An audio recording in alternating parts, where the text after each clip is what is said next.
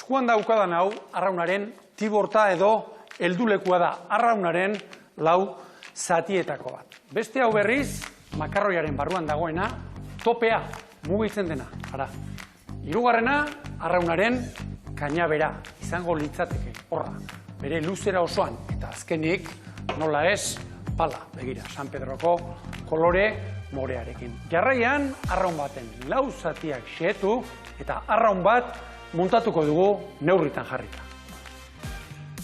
Tiborta kainaberaren odian sartu, pala ertzetik tiborta ertzeraino neurtu eta torlojua lotuta ezarriko dugu arraun osoaren luzera.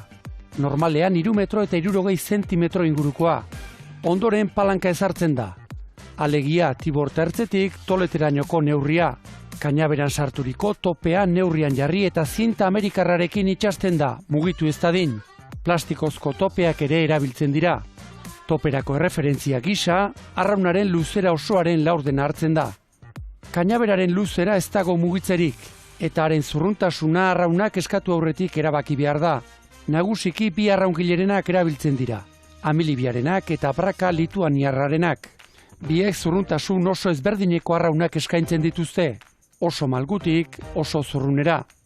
Azkenik arraunaren palak. Arraun jokoak eskatzerakoan zehaztu behar dira palaren luzera eta batez ere zabalera, 19 eta 21 zentimetro bitartekoa.